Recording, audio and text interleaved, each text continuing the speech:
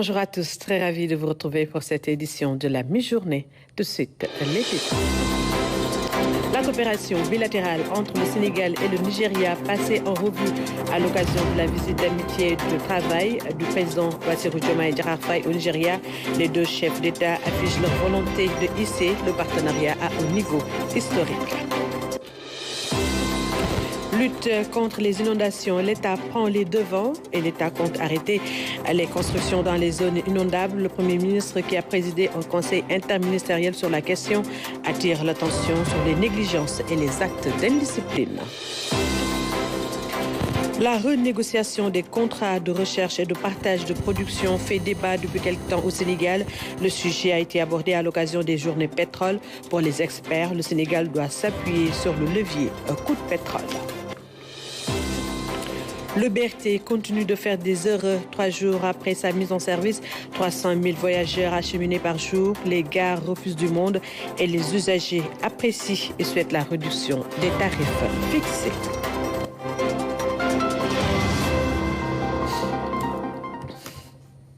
Bienvenue à tous. En marge de sa visite d'amitié et de travail au Nigeria, le chef de l'État a reçu le président de la commission de la CEDEAO, Omar Alieu Touré, se réjouit d'avoir reçu les orientations et l'engagement du président Bassirou Diomaye Faye à œuvrer pour l'unité de la CEDEAO et l'intégration régionale. Omar Alieu Touré est au micro d'Oumraning. Nous sommes très honorés d'être reçus par son Excellence, Monsieur le Président de la République du Sénégal.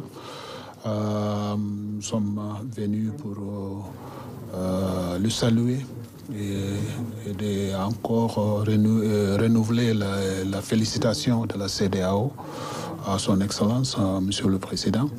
Et puis, nous avons fait un tour des questions régionales avec son Excellence, Monsieur le Président, et elle nous a bien orientés. Elle nous a bien vraiment conseillé en ce qui concerne son orientation et ses objectifs dans la région. Et nous comptons sur son leadership parce que nous croyons qu'il a beaucoup à faire dans la sous-région. Il a donné son engagement à œuvrer pour l'unité de la CEDEAO, pour l'intégration régionale. Et nous sommes très contents de ce que le président nous a donné comme engagement. Nous restons avec le président Bassirou Diomaye Faye qui s'est entretenu avec son homologue Bola Tinubu. Les deux chefs d'État ont passé en revue la coopération bilatérale avec la volonté de la hisser à un niveau historique. Reportage de nos envoyés spéciaux, Mamadou Belem et Oumraning. Ce déplacement du président Bassirou Diomaye Faye à Abuja reste dans la dynamique de consolidation des liens avec les pays voisins de l'Afrique de l'Ouest. Ici, l'usage est respecté avec un accueil à la fois chaleureux et solennel. Le Sénégal et le Nigeria entretiennent de bonnes relations culturelles et religieuses séculaires. Leur appartenance à la CEDEAO, où ils sont des pays leaders, leur rayonnement diplomatique international et leur engagement commun sur les questions de sécurité et de développement sont également des éléments qui confortent l'amitié fraternelle. Arrivé au Palais de la République, le président Bassirou Diomaye Faye a été accueilli par son homologue, le président Bola Tinubu, dans une atmosphère empreinte d'une grande cordialité. Les deux chefs d'État ont passé en revue la coopération bilatérale que les deux gouvernements comptent porter à un niveau stratégique à l'image des liens qui unissent les deux pays. Le président hôte, Bola Tinubu, après avoir félicité le président Bassirou Diomaye Faye pour son élection à la tête du Sénégal, l'a remercié pour cette visite d'amitié et de travail qu'il effectue ici au Nigeria. De même, le président de la République, Bassirou Diomaye Faye, s'est dit honoré d'être accueilli chaleureusement avec sa délégation par le président Bola Tinubu ici au Nigeria. Retour au Sénégal pour parler de la visite officielle du président de l'Assemblée nationale du Cap-Vert. Une séance de travail avec son homologue sénégalais a été tenue en présence de parlementaires des deux pays. Au-delà de la rencontre, une visite des sites culturels dans la capitale sénégalaise figure au programme de la délégation capverdienne. Damsila. En visite officielle au Sénégal, le président de l'Assemblée nationale du Cap-Vert et son homologue du Sénégal ont profité de l'occasion pour tenir cette séance de travail. La rencontre a permis aux deux parties d'échanger sur les stratégies à mettre en place pour mieux renforcer la coopération bilatérale et parlementaire. Les relations entre le Sénégal et le Cap-Vert doivent aller au-delà des domaines institutionnels traditionnels. Elles doivent porter sur des échanges culturels, sportifs, académiques, artistiques, commerciaux, entre autres, avec des actions qui peuvent promouvoir et intensifier les contacts et les échanges entre les citoyens et les organisations socio-professionnelles des deux pays. Le Sénégal et le Cap-Vert sont deux pays qui entretiennent depuis toujours d'excellents rapports. Ces solides relations seront renforcées par les deux parlements à travers des conventions et partenariats au grand bonheur des peuples respectifs. La convergence de vision de nos deux parlements en faveur de la coopération interparlementaire, tant à l'échelle régionale, continentale et internationale, se nourrit de ces valeurs en partage. Notre vision commune d'une région africaine intégrée dans une Afrique émergente et un monde plus juste et solidaire s'abreuve en n'en point douter de cette source féconde de l'amitié, du bon voisinage et du brassage entre nos deux pays et peuples. Cette visite officielle du président de l'Assemblée nationale du Cap-Vert va se poursuivre jusqu'au 19 mai prochain. Au-delà de cette séance de travail et de la signature du livre d'or, la délégation capverdienne va aussi se rendre dans des sites culturels de la capitale sénégalaise. L'État mobilisera les moyens nécessaires pour prévenir les inondations. On s'attend à des pluies précoces et à des phénomènes exceptionnels. Le Premier ministre invite l'ensemble des acteurs à la rigueur et au patriotisme. L'État va arrêter les constructions dans les zones non édificantes. Et le Premier ministre, qui présidait un conseil interministériel sur la question, attire l'attention sur les négligences et les actes d'indiscipline. Compte rendu à Ramdawa. Encore une fois, le Premier ministre veut éviter la répétition des mêmes résolutions et des mêmes pratiques. La gestion des inondations ne dérogera pas à la règle du changement.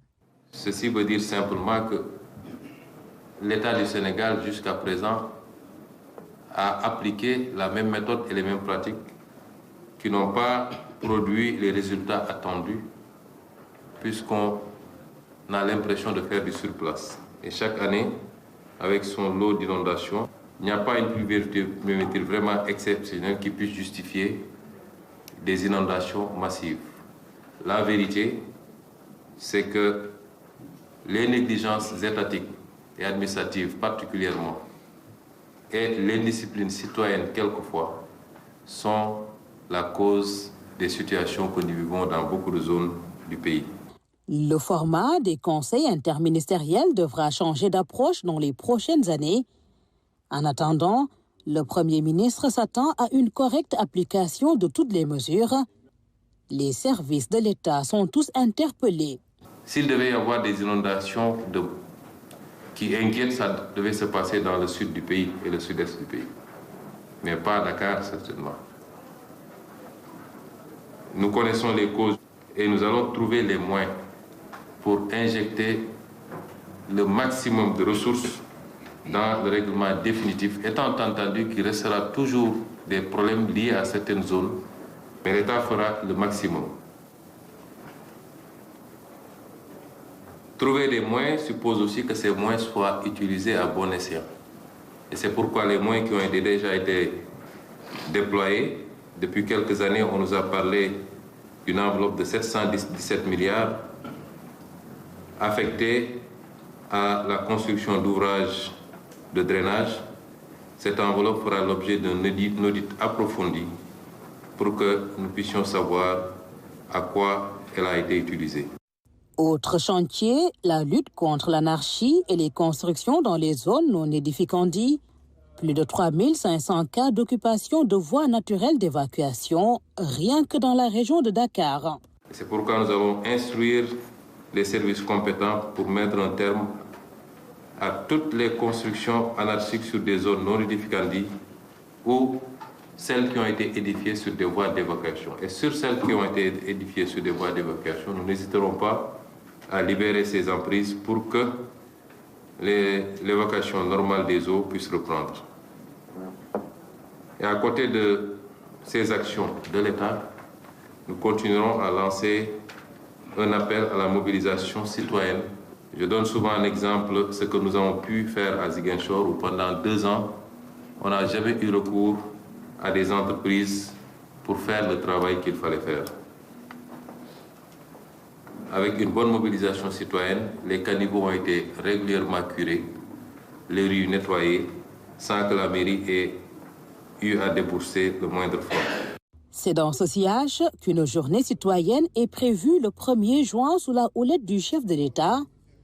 Le Premier ministre appelle à une mobilisation patriotique pour nettoyer et curer en direction de l'hivernage. Les mesures à respecter cette année touchent en premier des actions préventives, telles la finalisation des travaux et le recensement du matériel existant. Durant l'hivernage, il s'agira d'accorder une attention particulière à tous les points critiques. Nous écoutons à ce propos le ministre secrétaire général du gouvernement. En ce qui concerne les actions préventives, le Premier ministre engage le ministre chargé de l'assainissement en relation avec les ministres concernés à procéder au recensement exhaustif du matériel antérieurement acquis au plus tard le 15 juin 2024. À finaliser en relation avec le ministre chargé du numérique la cartographie des zones inondables avant la fin du mois de juin 2024. Monsieur le Premier ministre invite le ministre chargé de l'assainissement, en relation avec le ministre chargé des collectivités territoriales et le ministre chargé des Finances, à faire prendre d'urgence les dispositions utiles, notamment par l'ONAS, la DGPI, l'ADM et la GEROUT, pour la finalisation des travaux en cours au niveau des zones critiques identifiées dans les départements de Dakar, de Pikine, de Fatick et de Mbacké, ainsi que dans la ville de Sédhiou. Monsieur le Premier ministre invite le ministre chargé de l'Intérieur à mettre à jour le recensement exhaustif et la catégorisation des moyens publics et privés mobilisables sur l'ensemble du territoire national en cas de forte inondation susceptible d'entraîner le déclenchement du plan Orsec. Le Premier ministre engage le ministre chargé de l'assainissement en synergie avec le ministre de l'Intérieur et de la Sécurité publique, les ministres chargés des forces armées, des collectivités territoriales et des transports, à veiller à la mise en place d'un dispositif de pompage performant en positionnant des motopompes de grande capacité sur les points endémiques déjà identifiés. Le Premier ministre engage le ministre chargé de l'assainissement à veiller à l'opérationnalisation de la police de l'assainissement pour lui permettre de jouer pleinement sa mission de prévention et de sanction des infractions en lien avec les inondations. Le président du PASTEF et Jean-Luc Mélenchon, fondateur de la France Insoumise, ont animé une conférence à l'université Cheikh Anta Diop de Dakar. Le thème a tourné autour de l'avenir des relations entre l'Afrique et l'Europe. Seydina Lunfal. Jean-Luc Mélenchon, fondateur de la France Insoumise, et Ousmane Sonko, président du parti PASTEF, ont reçu un accueil chaleureux à l'université Cheikh Anta Diop de Dakar. Les deux leaders ont co-animé cette conférence axée sur les relations entre l'Afrique et l'Europe. Mais la question palestinienne a également été évoquée. J'affirme ici à Dakar avec cette jeunesse que la jeunesse du monde entier est solidaire des Palestiniens massacrés à Gaza.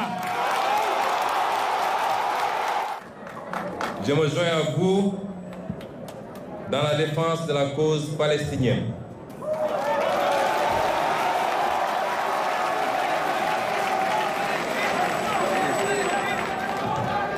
Peuple aujourd'hui massacré dans l'indifférence totale de toute la communauté dite internationale. La révolution enclenchée au Sénégal en 2024 et qui a porté le président Diomaye Diakhar Faye et Ousmane Sonko au pouvoir soulève une interrogation. Quelle est la place de l'initiative populaire? Toute la question est posée pour Jean-Luc Mélenchon, leader de la France insoumise. Je sais que c'est un moment politique particulier et je veux vous en parler pour que, dans la ferveur du moment qui est partagé, on ne perde pas de vue ce qui est en cause, ce qui est en train de se faire. Le moment est historique parce que le Sénégal a ouvert, par l'action de son peuple, une voie particulière qui est celle de la révolution citoyenne, s'achevant après une résistance populaire payée de morts et de martyrs par une victoire électorale. C'est-à-dire par un processus que nul ne peut contester puisqu'il exprime sous sa forme la plus pure et la plus nette la volonté et la souveraineté du peuple sénégalais. Drapé dans un grand boubou traditionnel africain, le président de PASTEF, Ousmane Sonko, a exprimé les aspirations de l'Afrique. Il nous est demandé aujourd'hui d'échanger sur l'avenir des relations entre l'Europe et l'Afrique, mais il faut entendre plus particulièrement les relations entre la France et l'Afrique et entre la France et le Sénégal. Les liens qui unissent nos continents sont empreints d'une histoire complexe, façonnée par des récits entremêlés de souffrance et d'aspiration. Il est très difficile de parler de l'avenir sans faire de temps en temps quelques incursions dans un passé qui n'est pas forcément reluisant. L'Afrique, berceau de l'humanité, a été trop souvent le théâtre d'une exploitation injuste, dictée par des intérêts extérieurs. Aujourd'hui, nous nous trouvons à un tournant décisif pour la nécessité de réévaluer ces schémas historiques et de promouvoir un partenariat équitable s'impose avec une urgence sans précédent. L'amphithéâtre n'a pu contenir les invités. Étudiants, enseignants de l'Université Cheikh Anta Diop de Dakar ont suivi avec attention les différents points abordés comme la présence militaire étrangère au Sénégal, l'homosexualité et la gestion des ressources naturelles. Au chapitre économie, faut-il renégocier les contrats de partage de production des hydrocarbures? Le débat sur ces accords entre plusieurs entreprises et l'État se pose. Un nombre d'experts estiment que le Sénégal doit s'appuyer sur le levier coût de pétrole. Que faire alors en cas d'infraction? Réponse dans la rubrique économie. Dans quelques mois, le Sénégal fera son entrée dans le cercle restreint des pays producteurs d'hydrocarbures. La question de l'exploitation du pétrole et du gaz, notamment les contrats de partage de production avec certaines compagnies pétrolières, est de plus en plus soulevée. Le contrat de partage de production, encore appelé CPP, c'est un accord passé entre plusieurs compagnies et un État, dont l'élément fondamental est la production. Et comme son nom l'indique, contrat de partage de la production. Quels sont les avantages que peut offrir ce contrat? À la différence d'un contrat très répandu également qui est le contrat de concession, qu'on utilise également dans les mines, au niveau du contrat de partage de production, un de ses avantages, c'est qu'il confère à l'État des prérogatives beaucoup plus larges et étendues dans la réalisation de suivi des opérations pétrolières. Dans le contrat de la concession, par exemple, l'État a beaucoup plus un rôle que le collecteur d'impôts. Dans les contrats de partage de production, les dépenses effectuées en phase de recherche, de développement et d'exploitation entrent dans les coûts de production. Le remboursement se fait dans un premier temps avant le partage de produits pétroliers, appelé profit oil. Dans le CEPP, l'État bénéficie d'une prérogative, c'est l'État qui mène les opérations. Le pétrolier lui fait une proposition.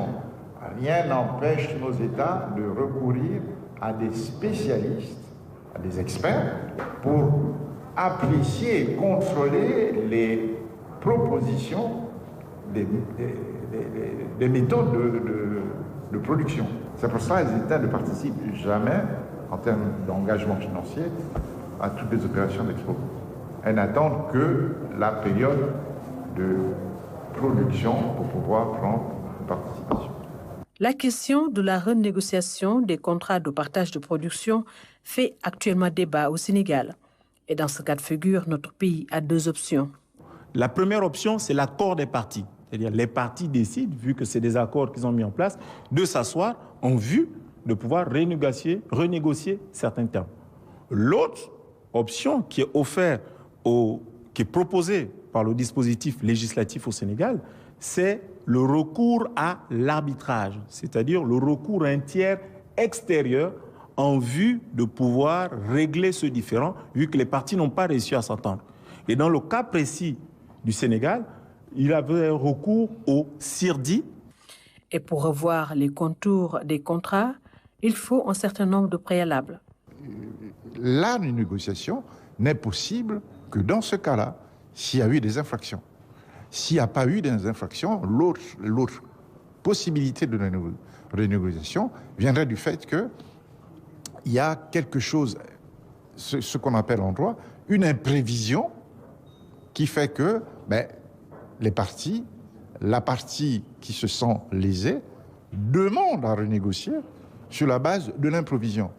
Donc on ne peut pas à ce niveau, nous, en tant qu'experts, vous dire est-ce que c'est il y a eu une fraude à la loi, ou le gouvernement actuel se base sur la notion d'imprévision. Des conditions pour la renégociation des contrats, et cela n'est pas sans conséquence. Si les États se mettent à renégocier tout le temps les contrats, ça peut avoir une image sur le climat des affaires dans le pays, et donc pouvoir être un frein ou une réticence, mais aussi à l'attrait du pays pour les investisseurs étrangers.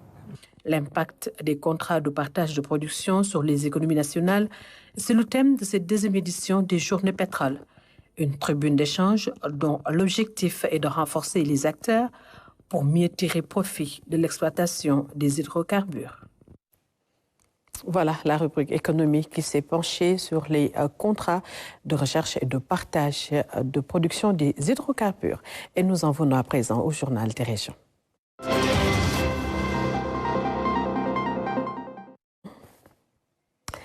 Et pour démarrer cette deuxième partie de l'édition de la mi-journée, parlons du BRT. L'objectif d'acheminer 300 000 voyageurs par jour semble atteint. Après 3 jours de mise en service, les gares du BRT refusent du monde au départ comme à l'arrivée. Les usagers qui saluent l'initiative souhaitent la réduction des tarifs fixés en banlieue notamment. Ils invitent par ailleurs la population à respecter les différentes mesures pour le bien de tous. Et c'est avec Fanta Badji. Heure de pointe à la gare de Petersen. Au départ comme à l'arrivée, l'affluence est au rendez-vous. Présentement, nous sommes hautement satisfaits. Nous avons atteint notre objectif. Nous avons vu que la population a répondu favorablement à notre appel.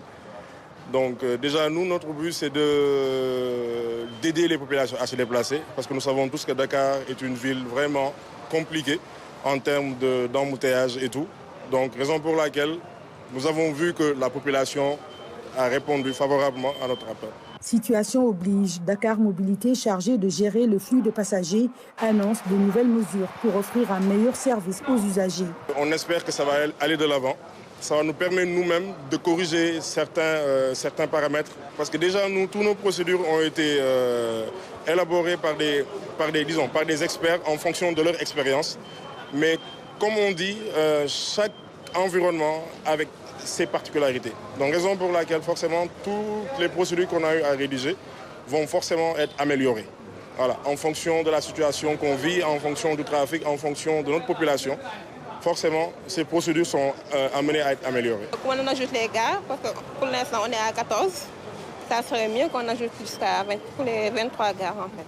2 jours après sa mise en service, certains demandent la réduction du coût du transport, notamment dans la banlieue. Hier, j'ai pris la première fois pour aller de LPA à la préfecture, madame, des parcelles vers la fin de l'autre côté. Mais je trouve que c'est assez cher quand même, surtout pour nous les démunis entre guillemets là. C'est 500 francs qu'ils m'ont facturé. Il paraît que c'était 400, mais par ceci, cela, ils m'ont facturé 500. Mais quand cela ne tienne, 400 francs c'est cher. pour aller de Parcelles là-bas. Une zone, 400 francs. En tout cas, les parcelles, c'est cher. Parce qu'on a l'embarras du choix entre les Tata, les Ndiaye et surtout les Clando. Les Clando, même si tu es très coopératif, tu peux payer 100 francs à 150 francs. 400 francs, c'est presque le triple. La manière de prendre les billets, il y a un tohu-bohu quand même, aussi bien au départ qu'à l'arrivée. Donc je crois qu'ils vont peaufiner tout ça et améliorer. Voilà, donc si revoir les prix, à l'intérieur, vraiment, c'est bon. C'est bon. C'est bon, c'est un microclimat. À part que aussi, il ne faut pas qu'il surcharge trop, parce que ça crée une insécurité intérieure. Je pense que nous sommes dans le juste milieu. Quand on allie un bus déjà qui a la climatisation, le confort et tout, nous avons jugé, juste que bon, le prix est adéquat, en tout cas pour le moment. Je pense que c'est à la portée d'une partie, pour ne pas dire de tout le monde, en tout cas. Mais les gens ont répondu favorablement. Vous n'avez pas vu l'affluence. Donc là, je me dis que c'est bon pour le moment. Le bus rapide transit fait l'unanimité sur son opportunité. Cependant, il faudra une certaine rigueur pour son exploitation efficiente.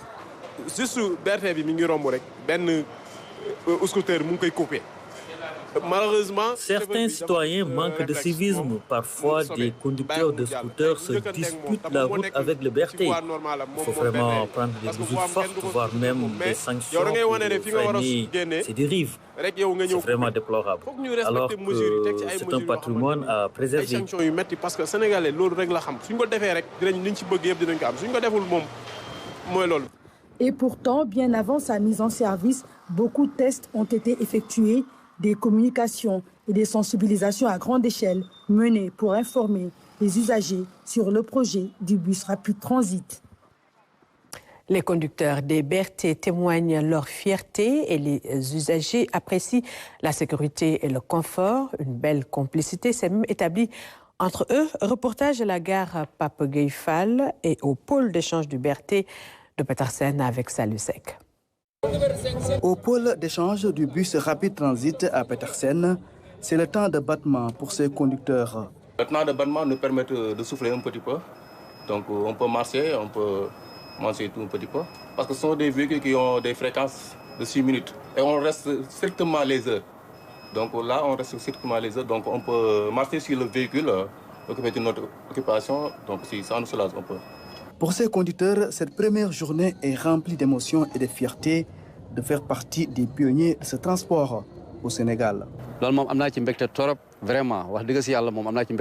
suis très fier de faire partie des premiers conducteurs du BRT. J'ai vu des usagers très satisfaits. Ils ont apprécié le professionnalisme des conducteurs. Je suis vraiment fier de ces témoignages.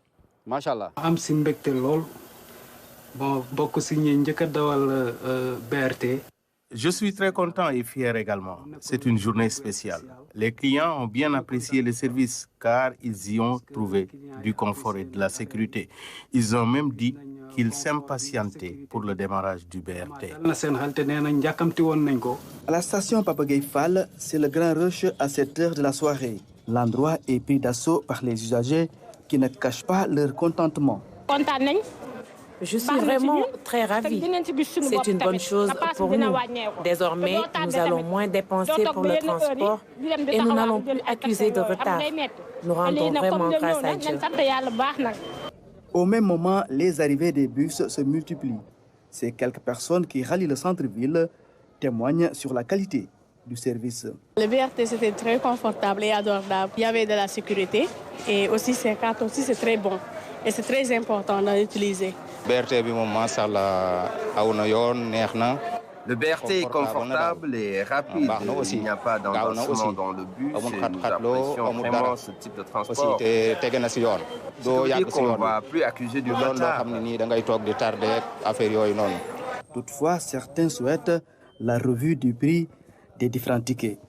Nous avons une suggestion concernant les tickets pour Grand Dakar. 400 francs, c'est trop cher comparé à celui de Guédiawaye qui est fixé à 500 francs. Un engouement fort des populations est donc noté pour ce premier jour de mise en service du BRT. Voilà, le BRT qui continue de faire des heures. Et c'était tout pour cette édition de la mi-journée. Merci à vous de l'avoir suivi. Je vous retrouve tout de suite après pour l'édition en Wolof. Bon après-midi à tous.